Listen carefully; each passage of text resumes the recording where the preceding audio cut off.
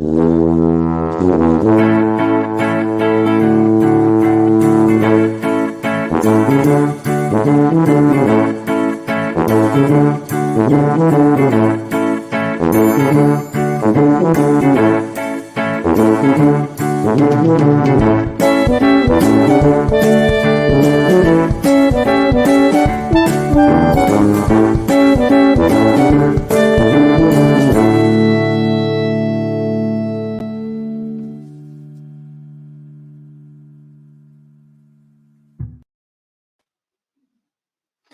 evening, all. Malcolm and I are live in this podcast episode on YouTube. Yay! Hi, Malcolm. How are you? Oh, I'm all right, thank you. Yeah, I'm good. Very well. It's been taking a couple of weeks off work and been relaxing. Trying to take a couple of weeks off work. That's probably better to say. But yeah, I'm still doing modeling and modeling making and all that business. Got a couple of delightful things to show you, which might make you blink. Lick me pig. Yes. Well, more licking the pig later. At the moment, I'm using StreamYard this evening. In the UK, it's the 9th of April, a sunny 8 o'clock. We have one viewer. If you are there and it's not me or Malcolm, then by all means make a comment. I apologise to you if you're listening to this as the podcast, because I've been a bit sneaky in a way, or I've been, because I scheduled it all, in that this episode that you're listening to either on the podcast or watching us live is a format in which we're going to give a little try for a little while to see how we get on, because we've discovered between me and Malcolm that editing can be something you can miss. So what we're going to do is we're going to try our best to make this live recording available for you to listen to as a podcast. But if you're a Patreon member, which some of you are, and you have paid us money, etc., so thank you very much for that and your support, obviously. But what we're going to do is we're going to put the link up when we do this in Patreon. So you have to be a member of Patreon to get the link to see us in YouTube. So then you can ask us the questions live and be part of the podcast. Yay! I didn't realise that. That's a good idea. See, I've been very sneaky because obviously, first of all, to all of those of you on my birthday tuned in to speak to us and got the bench update that was factual, i.e. neither of us there. It was an April Fool's, obviously, and I'm sorry we were cruel and tricked you and caught quite a few of you out. I'm not going to name any of you at all. Nigel, Peter, Bob, John. No, I'm not going to. I'm joking.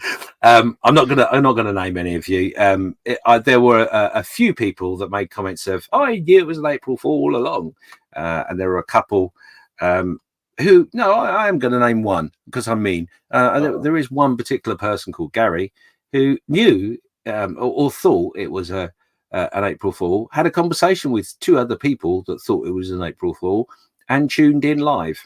Yeah, to see if it was, and still didn't realise until he went, he got me. I heard someone else say that they watched 15 minutes of it and they thought, yeah, this is definitely an April Fool. They were too busy reading comments. I have a confession to make. It wasn't until, because I was actually there. Malcolm was busy doing something. I was there controlling all the buttons. Now, I had lined up some very nice music that was going to be playing from the beginning, but I didn't remember until 4 minutes on. So the music comes in 4 minutes late. However, while I was doing the process, I suddenly thought, what a fool. We've got the ultimate thing in which we're going to call you out with, which is our technical issues button. Right. And I could have done that a couple of times to prolong the joke, but I'm glad it didn't, because maybe that would have been too mean. It worked well. But so lots of giggles from us, and I hope it was reciprocated in those that did tune in. We do have a comment live, our first live podcast comment from Kenneth McFarlane. He says, "Hi from Dublin. What biscuits do you have tonight?" Of all the people to be the first to comment live, and it's Ken, huh? Yeah. Well, there you go. So well, as you can see, hobnobs, of course. Yeah. I haven't got any biscuits. Not with me. No, we got no biscuits in the studio. I didn't. That wasn't part of my planning, which was very naughty of me. Just had my tea. But yeah, so the purpose of this particular podcast is we're going to give you a bit of an update of what we've been doing, what we're going to be doing with the podcast, because we've got a few ideas in which we want to trial. I think would be a fair way to say it. And we'll talk about those bits in a minute. Well, obviously, we've got the wonderful Mooseroo, in which we need to talk about, because that would only be fair. Yes. And I've had a quick look, and there is no emails or comments that we can do this evening. Although, obviously, there's a couple of comments from some of the patrons saying that when we told them that we would be away for a little while, a couple of people have paid continuously, and that's very nice of you. Thank you very much. And some have stopped their Patreons and all that sort of stuff. So just administrational sort of comments. So nothing to read out as such. So where do you fancy going first, Malcolm? What should we do? I would like to know what you've been up to on your bench. Let's start there. What would be going on? Okay, let's do. Okay. Yeah. Now, it's going to be tricky because we have to remember that this is going to be an audio only bit of media. So just be aware when you're showing stuff to the camera that some people might not be seeing it. So you might have to describe it as well. Okay. Oh yes, I'm full in. Although you can see my lovely face, I am full in podcast mode. So don't worry too much there. Do you want me to start, or would you like to start? Mate, you're in the driver's seat, so I'm playing shotgun. Okay, so in that case, we'll start with me. Hold on to your seats and make sure your all belts are fastened securely, because I am in the driving seat. Who knows where this could go? So over to my bench. So what have I been playing with? So basically, I'm not going to show Malcolm. I'm just going to describe it, because that would work better. Well, not for the people who are watching live.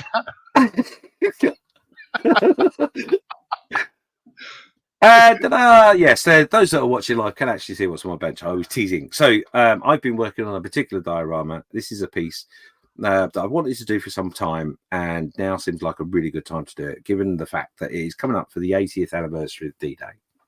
So to describe what's on my bench, I have a round circular piece of wood, which was part of a spice rack, would you believe? It is approximately 10 inches in diameter, and on that I have 3/4 of it of a base in the middle that is painted black, and a very small portion. And a very small portion. See, this is why I don't drive very often, because he is literally the backseat driver.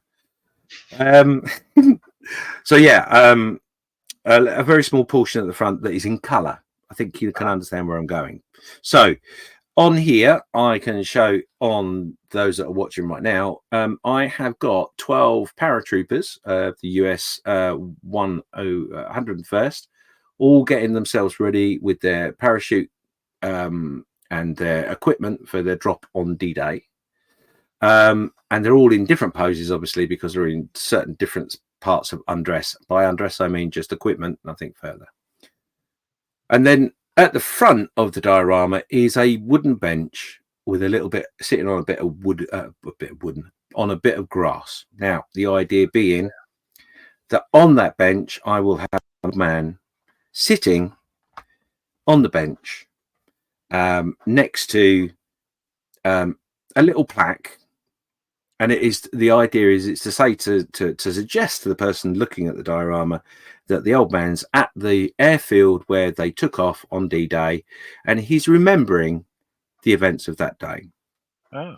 Now, the whole diorama does have, or will have, 5 different elements to it to try and pick out and understand, because although it's a story in itself, of literally as I've just described, there are 5 other angles in which you can view the diorama and decide that's what that old man is doing or thinking or etc.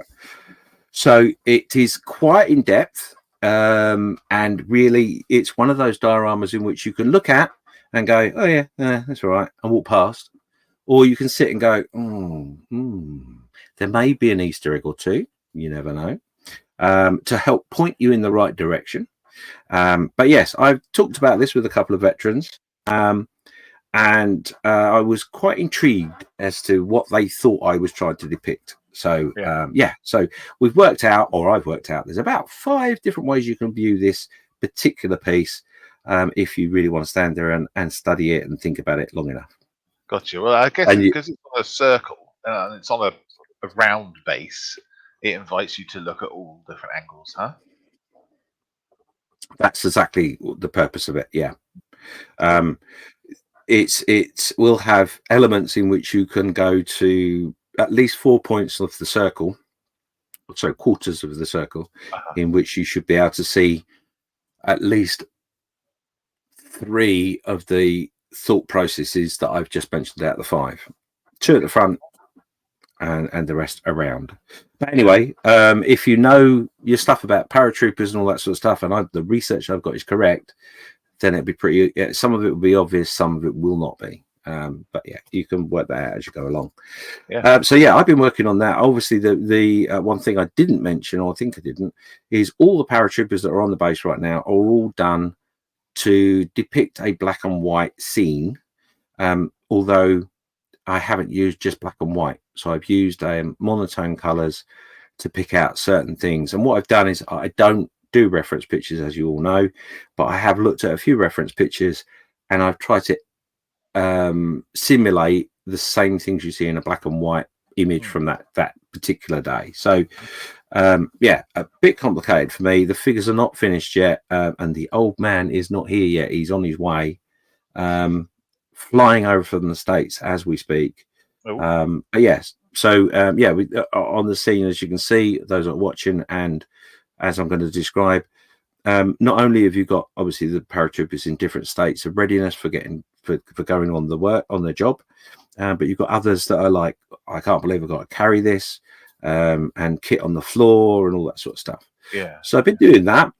To go along with that, I have been doing. What kit is it before you leap forward? What? Where did you get the figures from? That's a very good question. It's not a kit.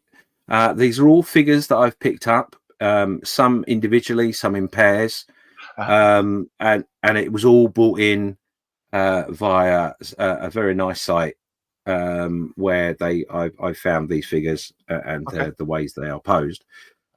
However, what I did do is I bought one of everything because I wanted everything, and since I bought them, I found 3 others in different poses, which are even just as brilliant. They're all resin. Plastic.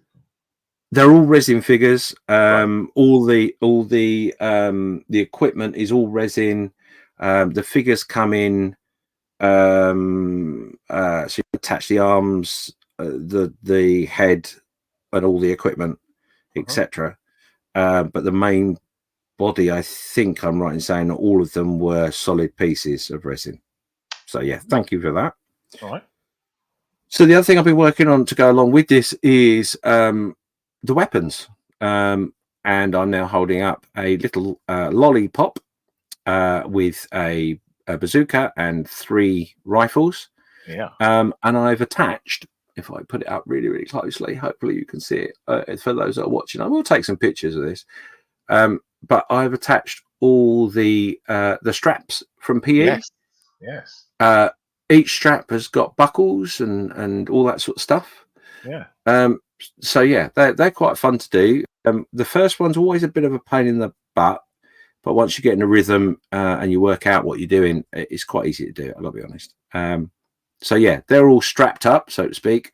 One of my rifles has, which I haven't fixed yet, has got a bit missing, and the reason for that is my fluffy cat decided to jump on the bench and help me with my little making, and thought that this particular rifle was too long, so she bit the end off. Nice. She's still with us, but just not allowed in here. Is she not your favourite cat anymore? No, she's all right. It was my own fault. I knew that's what she would do, so I didn't protect the scene well enough. So yeah, so that's one of the things I've been working on. The other thing in which I've been working on, other two things I've been working on, which not a lot done, is another set of 1/35th figures. This particular figure that I'm showing right now is the Bill Millen, I think his name was. I'm going to die if I got that wrong, but Bill Millen was a piper of the bagpipes that landed on Sword Beach, I believe, with the commandos, and he was instructed to play his pipes to keep the chaps happy. Yeah. What actually happened was he took the pipes with him to play on the journey over the channel for morale reasons, and the officer in charge liked it so much he said, when we get onto the shore, pipe up, get music playing, and we'll all have a good jolly old dance on the beach. Well, he didn't say that, but he basically said, get some music going, you. And he's like, what do you want me to play? I don't care about anything loud. So yeah, so I've got another what's that, 2, 4, 6, another 10 figures there, which are British troops. They will all be painted in colour to go along with my landing craft. Right. So what's your grand plan for this? These models? Are you planning for a certain type of competition or a display? Nope. No. So basically, this was just a celebration of the D-Day landing. So these have all got to be finished by, obviously, the anniversary. But I have in my hands an LCA British landing craft from Gecko 1/35th, and that's the landing craft I'm going to use with the figures I've just mentioned that will be in colour. Right. That will be a separate diorama, obviously, to the one I've just mentioned, and it will be them literally coming off the landing craft onto the beach and making their way up the beach towards the not so friendly Germans at the time. Yeah. So that's going to be really nice, it's going to be it's going to be fun because it's I say fun. I've always wanted to do painting of a kilt. However, now I've got a kilt to paint, I really wish I could find a transfer. I don't know. Go on. It's difficult. There are transfers out there, but on the front of the kilt is a very flat surface, so it'd work quite well. But on the back, it is very, very pleated, and every pleat, which I'll show you. I'll take a picture of this for our bits. But as you can see, those that you're watching, there is around about 20 odd pleats at the back of that kilt, and each one has to have a thin yellow line right down the middle of it. Yeah. Good luck to me. Yep, that's a lot you've bitten off there. No, it's fine. I have a plan with that. It's fine. I've got my Google Eyes back or something. Yeah, what I'm going to do. Yeah, well, what I might do is just a great big pair of underpants around it. Well, having them standing with his back to a bunker or something. Well, it's going to look a bit odd, isn't it? If he's coming off the landing craft, sort of shoveling along with his backside along the side. I don't really want to go out there. Oh, I bet he does. But no, it's fine. I'll figure a way around it. And at the end of the day, what we have to remember when model making is it is actually just an illusion. So you don't have to get everything 100% right. So that's what I'm going with. Right. And very much lastly, which I'm not sure you know about this, but I have got one of these. So this is a Miart German tractor, 1939, in 1/35th, which is similar to those that follow us and know what we're talking about. We did a 48-hour group build where we did 1/24th tractors, which is great fun. But this is a piece that I need to get finished for something that I do in my other life. which is what's called an inspiration box. So this goes along with something that's going out very soon that people don't know about. So I can't tell you what it's going with at the moment. But anyway, so this tractor is 1/35. It is painted in lots of different colours of rust. Yes. It has got chipping fluid on it. And I will regret this. I know I will, but it's been like that for some time. And I have to put the colour of the tractor over the top and then obviously chip it away. So I'm at the point that I can do that. That's fun. It won't take very long to do, but that's great fun to do. And then I will hit it with pigments and all sorts of glorious stuff. Hit it with a pig. So yeah. So there you go. So that's what I've been up to. How about you? Well, the circumstances of my model making is that I need to switch my camera so I can describe it to you. Otherwise, you're not going to know what I'm talking about. Not really. Right. While you gather yourself a second, we do have another message from that's come in from the people who watched us live. There are a couple of people watching now. Captain Cast is saying, "Hi, great to see you and hear you back. What's the schedule?" We'll come to that in a little bit. Just bear with us. We'll talk about that in a bit. Anyway, Malcolm. Okay. Tell us what's on your bench. Right. What have I been doing? So yes, talking about the 48-hour build, which was in March, not long ago now. Many of you took part. If you haven't heard of it before, it's Model Officers Mess birthday every year. See? And every year they have an event where everyone kind of comes together and builds kits together. And this event was fantastic, this one. And James kindly sent me this tractor to build. So, not being one to complain, I just went ahead and said, yeah, all right, I'll build it. So, yeah, I built this with you, this thing. It's the Mini Art tractor. I have the box, but I think it's a D8 500. Correct. Yeah, there you go. And yeah, it was great fun. Lots of little bits, some fiddly, some not. Plastic was pretty nice. Everything fitted nicely. Loads of different photographs online to steal from and get ideas from. And once built, even though it does look very what's the word? Fiddly?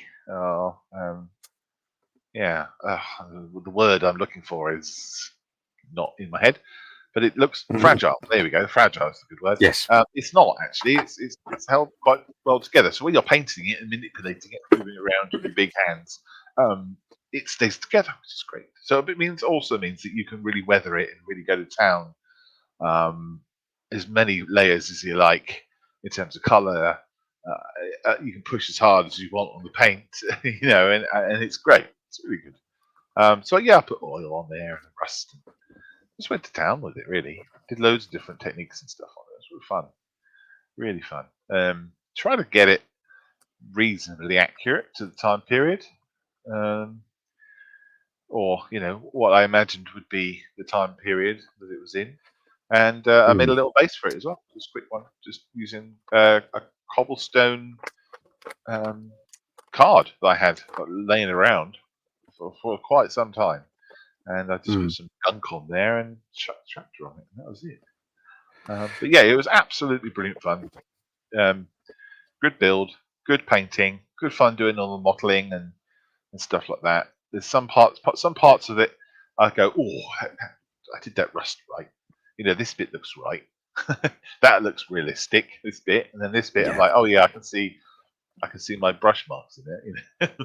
But it's great fun. So I'd really recommend doing one of these if you haven't done one before. Yeah. So there's that. One of the other things, as you guys know, part of Models for Heroes, and one of the things that we're doing at M4H is a figure painting class with a chap called Rob Herring, brilliant figure painter. If you're in the figure painting world, I'm sure you have heard of him. He teaches us every other Thursday, and we all are painting these Dothraki veterans from Cool Mini or Not. There's a game about Game of Thrones board game, and got donated these horses with these dudes on the back, and they're all pretty much the same. So we sent them out to people who wanted to learn a bit of figure painting, and Rob has a couple to paint, and we paint along with him.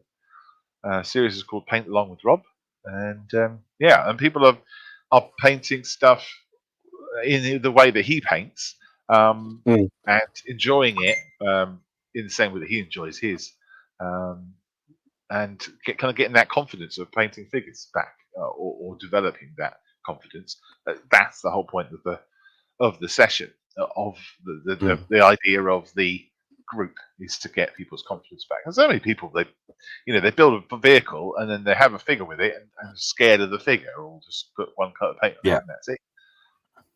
But it doesn't have to be, and that's what Rob's trying to teach. So he's teaching us about doing the base color, how to use a wet palette to then mix a lighter color to do the highlights, and then how to use, how to make a lighter color again, how to not use white, how to use other different colors in your palette. For instance, the stubble on his head, because he's got kind of a half-shaved head, that's a very thinned blue, rather than what I would say would be a thinned grey. But using a blue gives you a different, I don't know, skin effect, I suppose. It's more like skin. Yeah. Does that make sense? Yeah. So little things like that, little really cool tips.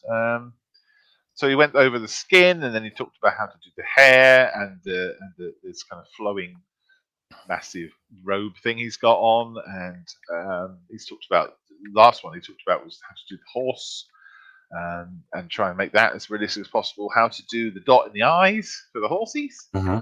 I was going to do my pink and put like a cutie mark on the back, call it Wonder Sparkles or something, but I didn't. I kept it as realistic as the show as I could. But yeah, everyone's painting these horses, and lots of people are really enjoying it. And hopefully, we're going to get them all back together again, and they'll be on the M4H table near you show. Hopefully, maybe Scale Model World. Who knows? It'd be nice to have like a little cavalry of painted horses. That'd be cool. It's nice to show like what the reason that we paint this stuff, rather than what it is the reason we paint. So there's those. That's my version. I'm not particularly happy with it because I don't think the red worked, but it was good fun to paint and learn stuff, learn techniques. The other thing I've been doing is the Rubicon BTR PB, BTR 60 PB, I think it is, which is this beast. It's the four-wheeled APC, and it can go in the water, it can go in space. But drives on the moon, that kind of thing. I'm going to do a Romanian version. Okay. Now, there's a special interest group for Romanian vehicles amongst the IPNS, and I'm going to build a little diorama of two of these going through like a creek or something. So that's as far as I've got recently. We had a volunteers day, and that's what I got built on that time. So that's on my shelf as well to be done. The other person building one of these has never built a model kit before, and should, because she's our mental health first aid trainer. So so that I will have hers on mine on the diorama. And if she's listening, she needs to get on with it. Other thing. So about 5 years ago, we lost one of our beneficiaries called Brian Clark, and amongst the models that he was building just before he died was the D9R, the Meng D9R bulldozer. And the kit got donated to me by one of our volunteers that helped clear his stash out, and I only just really felt like I'm able to build it. Time has passed, time heals all wounds and all that sort of thing, and he was a great chap, so I've always wanted to do it justice. So what I've done, I've finished the build side of things. This is a completed D9R dozer you see before you, or don't. I'll put pictures up and stuff, like James said. But what I've done is, just to make it an extra special version, is I have added, there's about 20 wires coming out the bottom. Yeah, and each of those wires leads to an LED. So there are LEDs in the main headlights, there's LEDs in the spotlights, there's LEDs in the rear lights, and the center light will have one as well. There'll be LEDs in the cockpit. I've left the roof off so that I can get to it, but also I can paint in there because the detail in this kit, if you haven't built the D9R from Meng, you should, because it's bloody gorgeous in there. It Yeah. looks like you get in there and start it up and go. You know, it's wonderful. So, really, going to looking forward to painting that up. I got some LED kits from where did I go from?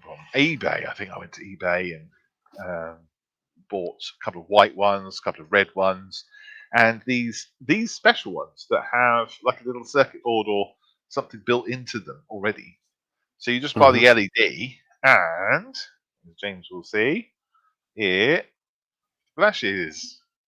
You see that? Yay. Yeah. So it's like a little. So it's like a little it's like a little wiki pop, little flashing orange light, like you have on top of construction vehicles and things like that. Yeah. Now I bought that, all the best intentions. I was like, right, I'm going to put that on. Now I better look up where it's going to be, and I couldn't find where they go. And as far as I can tell, they don't have them.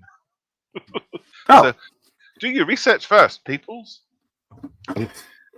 So yeah, I need to check as well, because the reference pictures I have seen, the brake lights or the rear lights are not red; they're actually white, but they might have a red bulb. So I need to find a picture of them at night time to see what the light colours are. Should have done that before I put them in, but hey, it's still in that stage where I can still move things about, take things off. Things aren't quite glued down yet. Spotlights were fun because the back of them, the actual panel didn't fit the wires with the spotlight in the back, so I had to rebuild the back of these here using plastic card. The back of the spotlights are fine. And then what I'll do is I'll hide the wires going through the base. Now the base is going to be a picture frame. Okay. Now most of the D9Rs I've seen built are either displayed like that with their lovely blade at the front, with nice weathering opportunity and all that kind of thing. And that's great, and I will look forward to weathering up the blade at the front there. However, it also got this massive ripper on the back. One of our beneficiaries is actually as an operator of these machines, and told me all about the power of these things and how cool it was when the ripper's working. Now, he said it'd be quite good to have the ripper down and do a diorama of all the bits and everything. So that's what I'm going to do. So I've got this picture frame here. What I'm going to have is it just kind of just going over, driving forward, and then behind, this is all going to be ripped up. It's all going to be ripped up, concrete and earth and stuff. It'll be all, maybe a pipe sticking out, something, lots of destruction here. This little tiny bit. But also, he's going to have gone through the frame. So the frame's going to be all splintered up as well. So he's gone right through it, right? A bit of a kind of an illusion breaker. And then the operator's going to be hanging out going, oh my God, what have I done? So that's the plan. So I've been gifted some D9R figures. They're from the IDF. And one of them looks like I could adjust it so that they're hanging out on the side here, looking back. Fingers crossed. I haven't yet tested that. But that's the plan. And obviously I'll have the lights on, and the switch for it and the battery will be underneath, because there's plenty of space under here. Yeah. It's one of those box frames, so it's Yeah. So that's the plan for this. Okay, it's going to be in these colours: IDF Combat Engineers, Israeli Defence Force. So a kind of a grey, loads of different kind of colour greys, and then all the handles and standing points are red.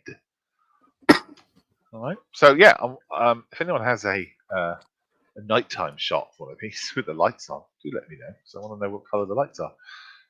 And I've also the same guy who gave me the figures also lent me his D9 variants book by Michael Mass. Oh, which is brilliant. Nice. So again, if you are building one of these, I certainly recommend you purchase one of these, or find a super duper friend who has the ability to lend it to you.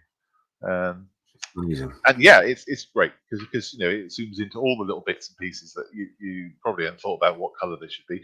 What's interesting is a lot of these are painted this grey color, but underneath the grey, you can still see the yellow poking through. So they were caterpillars first, and then painted yellow out the factory, and then they just painted them with whatever color they wanted, and then didn't worry about rolling the wheels along. They painted them as they still got the yellow sticking out. That's it, and you can see the lights and things like that in these shots, and you see them at work and everything. So yeah, that's quite a project, really. But I'm loving it. It's absolutely brilliant. The tracks went together reasonably well as well. I was a bit worried about them, but they took, once I kind of got my head around how it worked, they were fine. So I've got 2 sets of tracks to go on. That is it. Yes. Would you like to see the lights working? Yeah, we could do that for the 5 people that are watching. 5 people? 5 people are watching. Well, I should put 5 and welcome lights to you all. Now I haven't labelled any of these lights up, so this might be, a bit weird. We don't know which light we're going to get. This one. What is? Oh, I don't know which one that is. I bet it's the one on the other side. Yeah. I was going to say, it's probably the rear light. Yeah, probably. No, I think these ones here are the spotlights. I should have really set this up beforehand, huh? Oh, no, because you weren't aware of what we were doing because I left it all to the last minute. No, that's true. That's true. Right, if I turn the main lights off, because this is just a test battery. So you can see that light there now is lighting up. Oh, hang on. Right, put that there. That there. That's going to go in here. Great fucking podcasting, man. Right, and then we'll put this. So while you're concentrating, Malcolm is fiddling with the wires and now flashing his headlight with Morse code to explain James is driving. Please be aware. So yeah, that's cool. No, it's going to go there because this is a low power battery, and it's going to have a 9-volt going through it, so it's going to be full power. They've all got resistors, so it's going to be safe. But it's going to light up quite a lot of the space in that. So I like it. Yeah. We'll see what happens. It looks really good. And thank you. You've cracked on with that since the last time I spoke to you a lot. So yeah. It's a heck of a thing. It's huge. It's going to be quite commanding on a table, I think, with all the light and everything on it as well.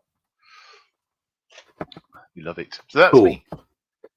Excellent. Okay, so while you've been talking, I've got coffee on the way, and the hairy monster is here, which I'm not very impressed about. So, if you hear me coughing at all, I'm still coughing. So I'm trying to mute myself before I cough. So if it does come across, I do apologise in advance. We've been asked by Kenneth.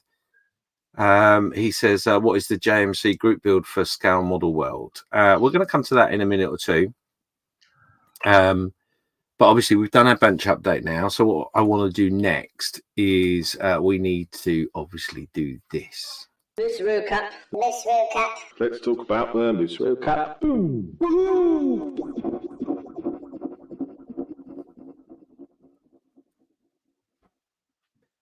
So for those that aren't watching, there are no graphics. Let's talk about the loose road cap. On loop. Possibly. Technical issues.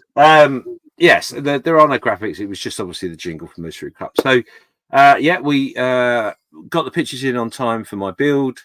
I did put some pictures up on the Facebook group, etc., and everywhere. I think I enjoyed the build in the end.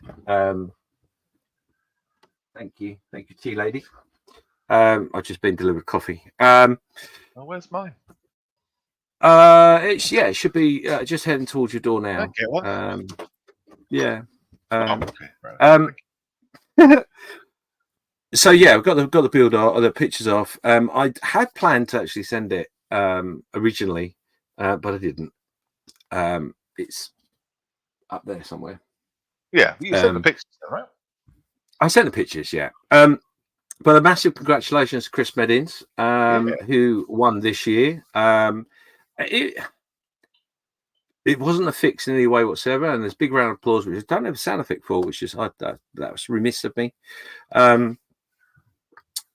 It wasn't a fix at all, but he put an awful lot of work in scratch building wise and all that and the other, and it was a very good build indeed. So big congratulations to Chris. Malcolm, you're up next for the next build, so that's going to be quite interesting. Yeah. I just realised that. Yes, that's right. I will be. Oh, cool. I will embrace it. I will embrace it to my heart. Yes, indeed. Previously. Talking about Chris's build, he had finished very early, hadn't he? He did, yeah. But he had put a lot of his efforts in there, and all his skill in scratch building went poured into that piece. So he did really well, and well deserved. Well done, Chris. Indeed. You can change your camera if you want, Malcolm. Can I? Not that I don't mind looking at your dozer, but sorry, yes, podcast. Right. No one knew. It's a podcast. No one knew. So yeah, that's the Mooseroom update. Obviously, the event went very well. I'm told that the judging was very, very difficult. There was some very, very good builds, all sort of similar in their approach. I think there was one non-finish because frustration took the better of the person, and I won't name them because they took part. Well, purely because I can't remember who it was. Thanks. Number 9 bus. Tickets here. Sorry. Tickets, please. Tickets, please. Did you see the yeah. one? That was cool. I like that. Yes, it did. That was pretty cool. Yeah. But yeah, so it was. I this year I struggled a lot with it. I wasn't enthused. But once I got going on it, I did enjoy doing it. So once you got your head down, you spent a couple of days just working on it. I think you started to get into it, and in fact, you think you went on longer than you intended to. I did. Once you put the right size leaves on it, I think it was fine. Just put a massive leaf on it. So, what do you think of that? Well, I was going to do that actually. And I was going to challenge the audience to see whether they thought it was a big leaf or a tarp. That was my angle. But it didn't look like a tarp. It looked like a big leaf. So it sort of defeated the object. But there you go. So yeah, it's a Mooseroom update anyway. We've done the bench. So let me answer the question from Kenneth in relation to this year's group build. The honest truth is we haven't got one organised as yet. We are still poring over the enormous list of ideas in which we've got, and fighting over it to a point. We will come up with something, and the hesitation will become apparent in the next bit we're going to talk about, which is JMC itself. I don't know what. So where we're both going to be at Scale Model World, aren't we? We are. We? Oh, we are. Okay, good. I definitely, certainly. I wasn't sure if you were going to be there, but so group build wise, we haven't thought about it. Might just do something similar that we did last time. I don't know. Haven't thought about it. But we will see what we come up with. Yeah. Which is probably a quite dangerous thing, actually. Yeah, it is because I know that a few people are championing a bit to be wowed at our zany idea, and I think the last person I spoke to said, "Please don't leave it too long, because if I want to get it into the competition, I don't want to be doing it quickly. I want to be working on it over a long period of time." Oh, it won't be something that you can work on quickly. It'll be something that you can just throw together on the way up to Scale Model World, probably. Well, I'll be honest.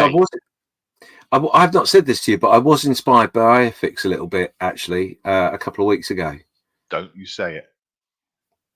Anyway, I'll let those that are listening figure out what I mean by that. I'm not going to say it, no. But I was inspired by iFix, and well done to them as well. But yes, so yeah, the short answer is we haven't got it quite yet, but we will announce it relatively soon if we're going to do it. So JMC, Mal. Captain Chaos's question as well. Oh, yes, yes. So what's the schedule? Yeah, we'll cover that in this next bit. So JMC, Malcolm. We've obviously had a little bit of a break, and we've discussed things. Big break.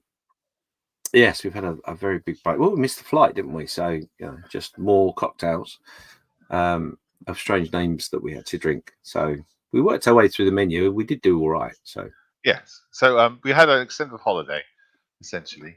And then when we come back to talk about what we were going to do next, I didn't have much of a mojo. A podcasting mojo? Is that a thing? That is, yeah.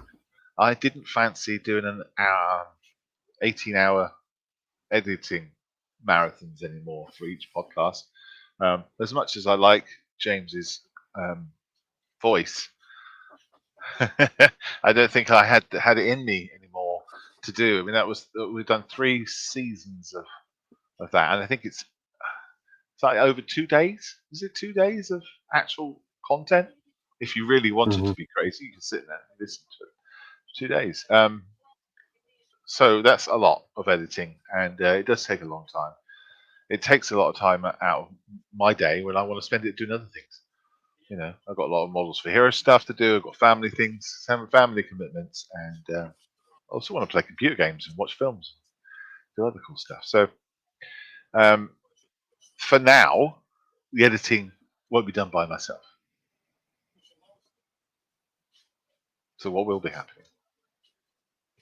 Right, so the idea is, obviously, this is what we're doing right now is a little bit of a test to see how we feel about sound quality and all that sort of stuff. We're using the platform of StreamYard. We are live to YouTube. I purposely not done it to the Facebook group, so there is a little bit of exclusivity if you are subscribed to the YouTube channel. And like I alluded to earlier, what I think we're going to try and do is we're going to try and do this sort of format for a little while. And we're going to be cheeky and we're going to keep the show to the sort of time in which we would normally do a podcast. And we're just going to download the audio and pop it up as a podcast. Yeah. But you, the listener, are in the driving seat in telling us really what you think of it and how it's been received. We've both got our big boy pants on, so we expect for you to tell us what you think. We hope that it will be nice, but we'll see. The other thought I had, which bear in mind, Malcolm and I have just literally spoken about this very briefly, and obviously I've already mentioned a couple of things that I've not said to Malcolm, but there may be the opportunity, if we use that format, to do some interviews. Yeah. But also maybe a tutorial interview as an idea. Now, the idea with that is going to be quite difficult because obviously it's a visual thing of which we've got to commentate on as it's being done. That's fine. But we're going to give it a go. We've always wanted to do something a little bit different to everybody else. So this seems like the normal sort of thing in which we do. We want to try and make it as humorous as possible, and we'll still talk in the way we do to each other. Unedited will be interesting because there'll have to be some breaks on certain things. But I think that's where we'd like to head for now. Yeah. And I think, talking for myself, obviously Malcolm said that he's done the editing all the way from the beginning. And I have always felt quite bad at the fact that I just rock up, talk a load of rubbish and walk away and wait for it to come out. So we'll see how this goes, and then if we need to adjust. But remember, guys, we've always said we'll do this for as long as we enjoy it, and once it becomes a point where we don't enjoy it, we won't carry on. So that's not pre-warning. It's not like we're about to stop. Malcolm and I are splitting up. No, we're not. It's none of that. No, no, well, not that I'm aware of. None of the band members have decided they want to go. They go and be solo. The band members. Yeah, that'd be fun. Solo career. Yeah, there's no. Yeah, I've got my solo album coming out shortly, and I've got a couple of duets with Kylie Marley. We're going to have a duet, and Gary Swift. Oh. Anyway, niche jokes. Very niche, yes. So bear with us. The schedule to answer your question, Captain Chaos, is going to be hit and miss for a little bit. We're going to try and be relatively regular, but that's down to my diet, and obviously we'll see how that goes. But yeah, I'm going to try and be relatively regular. We're gonna, well, actually, I'm going to take control, and I'm going to sit out and work out a little bit of a schedule and half a dozen episodes of ideas of what we can do, etc., etc. Sit with Malcolm and give it a go and suck it and see, so to speak. Okay. Yeah. Sounds good. I'm up for that. Sounds like a bit of fun. Yeah. We don't know what's going to happen, so let's get on that train and see where it takes us. Sorry. Absolutely. Or train or car or motorbike, but really you don't want to be on the back of a motorbike with me. Driving me in the driving seat is bad enough, like being on two wheels. So yeah, that's it. We're coming up for the hour. Was there anything else in which you wanted to go over at all? Yes, absolutely. The title of this particular podcast is One Man's Gold. Now, we intend to have a little discussion in around the other stuff we're talking about, so Mystery Cup and what we've been up to. We were intending to have a chat about it, but time's kind of got away with this, but I think we can still have a go. Yeah. So the idea behind the title was the old phrase, of course, one man's gold is another man's rubbish, or the versa, whatever, the other way around. So yeah, it was just a case of thinking up a title more than anything else. But yeah, so what I think what would be nice actually is those of you who listen to the podcast, is there anything particular that you like and like to use and like to pick up where other people think it, i.e. it's your gold, and where other people might think it's their rubbish? Let us know. So I'll start in the usual way. Shall I start mine? Yeah. So sprues that you have left over, old rubbishy sprues, is my gold, and I'll tell you why. When you've got Microsol or Microset, and it's on your table, and you cast your finger across your bench, and you absolutely don't see it there, you quite easily knock them over. Microset and Microsol are notorious for it. I recently knocked over an entire bottle of super glue on my cutting mat here, which is, I don't know if you can see it, it's there, really kind of rock hard bits. So what I do is I make these. I don't really want to call them really. They're like little sprue nests, I suppose. Yeah. Have I shown you these before? I think I probably have. I'm sure I have. Yeah, I've seen them.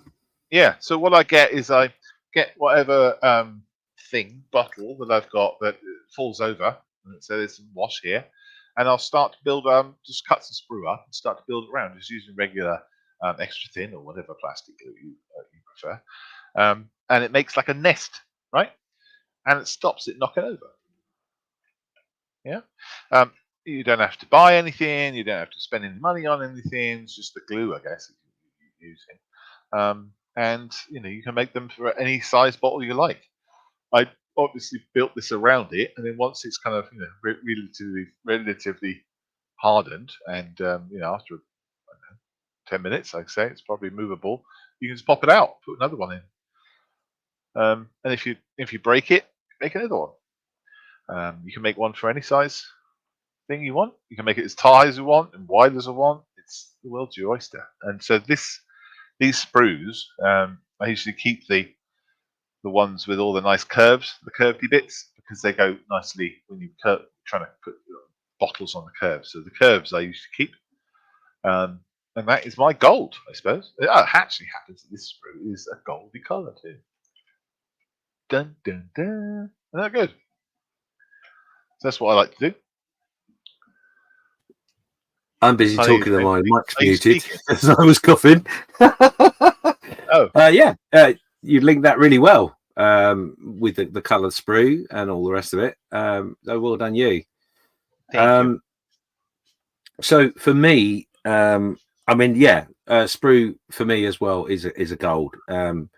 There are certain types of sprue that are better than others, but certainly for making aerials and that sort of thing, and even tow ropes to a point. If you're very, very clever, you can make them out of sprue by stretching two sprues at the same time and twisting it, which is difficult, but it can be done. So yeah, I've got a selection of sprue in a box, but I always do find that the Airfix sprue is one of the better ones for making aerials.